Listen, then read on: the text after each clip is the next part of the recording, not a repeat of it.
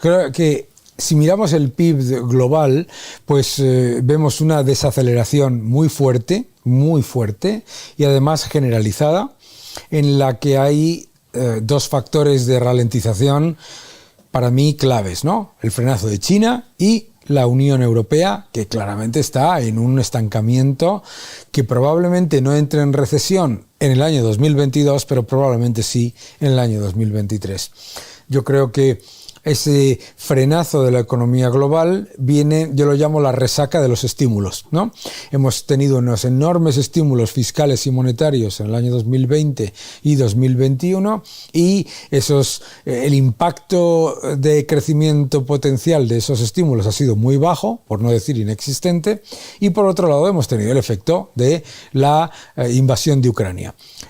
Curiosamente, el efecto de la invasión de Ucrania ha durado relativamente poco, porque el precio del petróleo se disparó, el precio del grano, de los cereales, del trigo, etcétera, se disparó al principio, pero vamos a cerrar el año 2022 con el precio del petróleo ya en negativo, desde principio de año, con el precio del trigo en negativo, aluminio, cobre, etcétera. Y ese efecto de, digamos, cambio de tendencia de las materias primas está funcionando como un estímulo escondido para las economías desarrolladas. Es decir, estaríamos mucho peor. Claro. Entonces, yo creo que de cara a 2023 tenemos que tener primero en cuenta que el conflicto y la invasión de Ucrania se mantiene, que las tensiones entre Estados Unidos y China se mantienen, que el frenazo de China por la política de COVID-19, de COVID-0, probablemente se revierta y vuelva a estar creciendo a los niveles históricos y que eso haga que la contracción de la eurozona sea más rápida porque las materias primas vuelven a recuperarse, ¿no? Muy bien. Hemos hecho un poco un análisis general, ¿no? Ahora entramos un poco en los países. Empezamos por Estados Unidos, por América, decimos en general.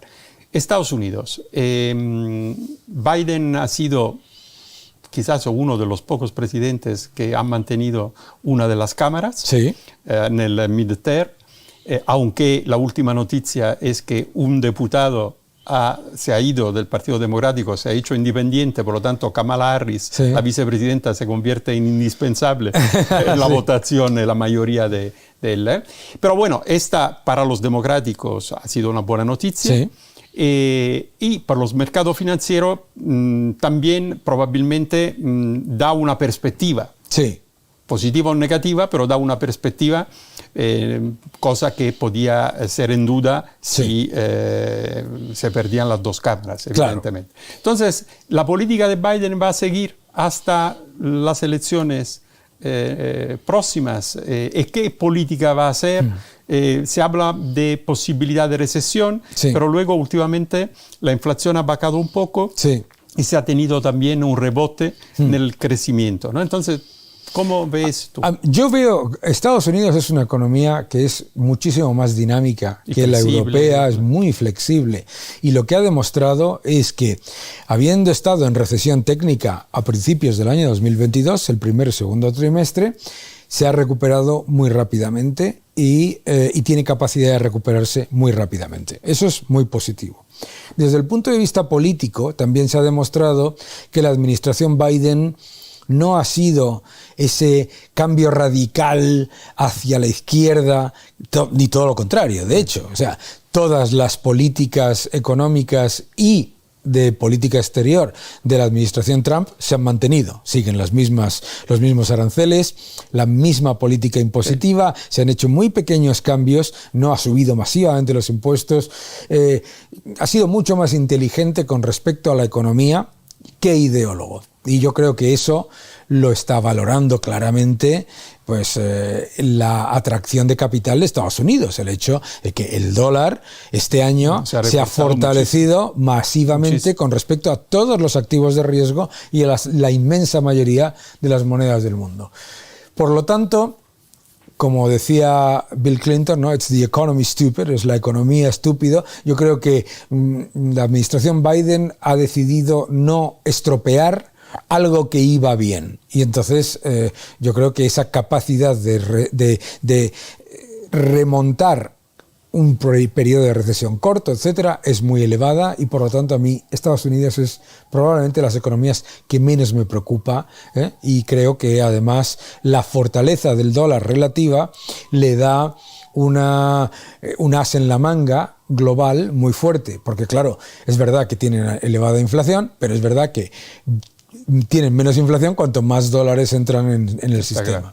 Hablamos de Europa ahora, sí. ¿No? Europa que, como tú decías, es la que vive la situación más complicada, ¿no? Por varios motivos.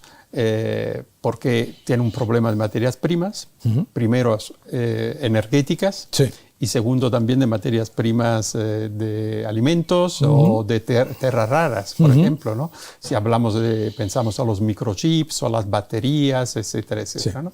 Quindi tiene un problema también de preguntarse cómo ser más independiente. Claro. Porque del todo,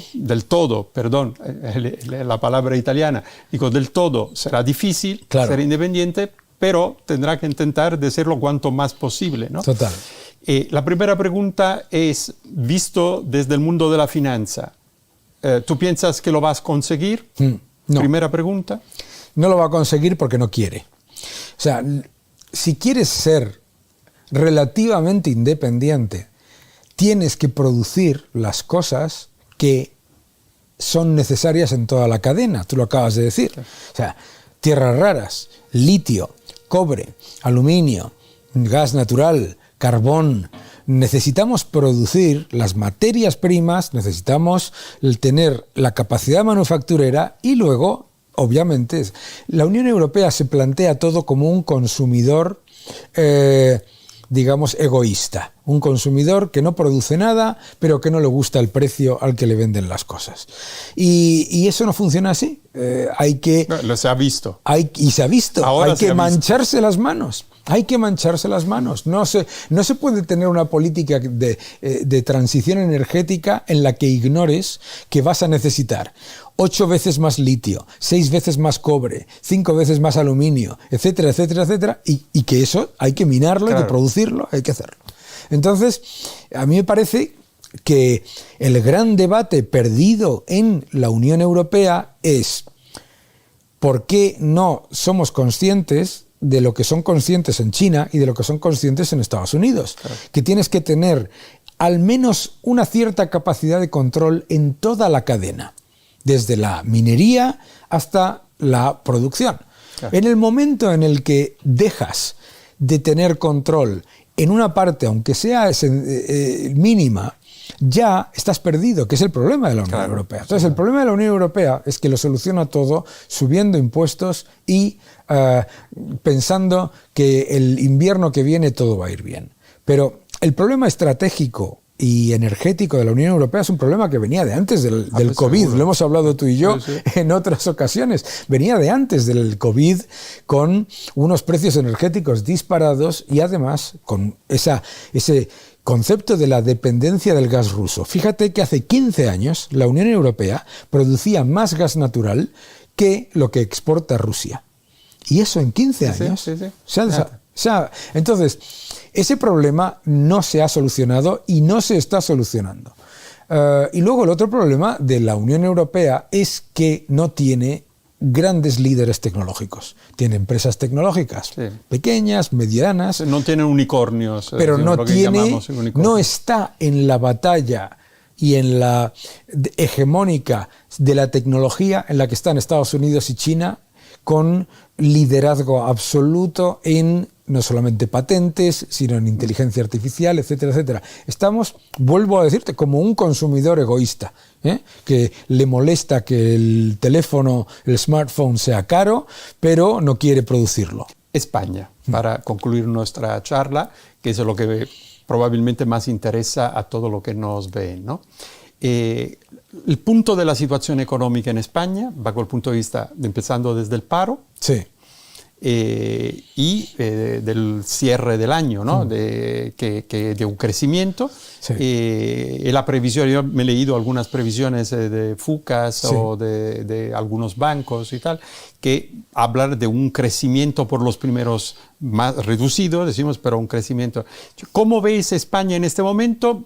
Y relaciones también al dinero europeo, a los fondos europeos, que están siempre muy ligados a las reformas. Si estas reformas son coherentes con lo que Europa pide y las previsiones para el año que viene. Bueno, podemos empezar por los fondos europeos. Los fondos europeos han sido la mayor oportunidad perdida desde los otros planes Juncker, etcétera, previos. O sea, el efecto es absolutamente inexistente y además la ejecución es mala y el reparto es todavía peor. Entonces, los fondos europeos no podemos contar con ellos como un factor de crecimiento. La economía española. La noticia aparentemente positiva de que España va a escapar la recesión en el año 2022 no puede disfrazar el hecho de que teniendo un turismo que está siendo un auténtico éxito en cuanto a recuperación y que está siendo el verdadero motor de la economía española, estamos en estancamiento. Y para mí ese es el problema. ¿Por qué? Porque vamos al año 2023 con las estimaciones de FUNCAS, del Banco de España, de 0,8, 1% de PIB. Estamos hablando de que España tampoco en el año 2023 recuperará el Producto Interior Bruto del año 2019. Pero si quitamos el aumento masivo del gasto público y de la deuda, estamos en un estancamiento muy peligroso porque además con una enorme pérdida de poder adquisitivo de los salarios, con un empeoramiento generalizado del entorno empresarial, porque todavía tenemos 50.000 empresas menos cotizando que antes de la pandemia. Es decir, que ninguno de los impulsos, enorme impulso fiscal, más de 300.000 millones de deuda adicional, enorme impulso monetario, el Banco Central Europeo que recompraba el 100% de las emisiones netas de España, y el impulso de los fondos europeos sacan a España de un estancamiento que además, teniendo en cuenta lo bien que va el turismo, no debería estar ahí, no debería. O sea, España ahora mismo debería estar creciendo al doble de los niveles que se van a publicar para el cuarto trimestre, considerando tal y como va el turismo, si todo el resto fuera bien. Y ese es para mí el gran problema, la oportunidad perdida. Que constantemente decimos, bueno, podía haber sido peor. Bueno, podía haber sido peor, pero seguimos perdiendo puestos con respecto a PIB per cápita, con respecto a otros países de la Unión Europea y con respecto a los países de nuestro entorno, y nos vamos empobreciendo. El problema de España es ese. Entonces, puede que el año que viene la economía crezca un 0,8 o un 1%, pues puede, pero me está diciendo muy poco. Me está diciendo muy poco para, digamos, cualquiera que lo piense desde un punto de vista empresarial, en rentabilidad sobre el capital empleado, después del mayor estímulo fiscal y monetario de la historia, tener una recuperación pobre, endeudada y con destrucción generalizada de la renta disponible de los ciudadanos, pues no es una buena noticia. Y hablabas del paro. Aquí se habla constantemente de récord de empleo. Cualquiera de nosotros que viajamos por todo el mundo nos entra la risa por no llorar, ¿no?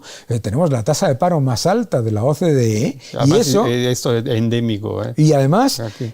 pero fíjate que se dice, es verdad, se dice, eso es endémico, pero es endémico y a eso le tienes que añadir otros 400.000 desempleados que no aparecen en las listas oficiales del paro, y mientras tanto, lentamente, Portugal y Grecia, que eran países que mirábamos, digamos, como con superioridad, van subiendo y van mejorando y van creciendo. O sea que no han vacado el paro, quiero decir. Claro, y no son endémicos. Resulta que ahora los líderes de paro somos España, no es Grecia. Resulta que ahora Portugal sale con más exposición al turismo, sale antes de la crisis pandémica que nosotros. O sea, para mí esa pérdida constante de puestos en la carrera, en la que nos vamos quedando atrás bajo la premisa de que no estamos tan mal, porque miramos hacia adentro en vez de hacia afuera, es lo que realmente me preocupa. Y claro, pues se intenta hacer un debate como político, no dirías esto si fuese con otro gobierno, pero tú sabes perfectamente que es al revés, que yo eso lo he dicho también con otros gobiernos de otros partidos, que eso no, que conformarse con ser uno de los que suspende pero no le echan de curso no es una buena política. Claro. Gracias por ver este vídeo. Suscríbete a mi canal, deja tus comentarios, dale un like y continúa defendiendo la libertad. Muchísimas gracias.